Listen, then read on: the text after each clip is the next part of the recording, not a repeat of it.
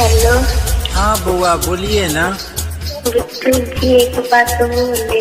हाँ बोलिए। शादी होने वाला है हम। क्या सच में? हाँ, मम्मी को शादी करवा रहे हैं। हम आपके बगैर नहीं रह सकते, पागल हो जाएंगे।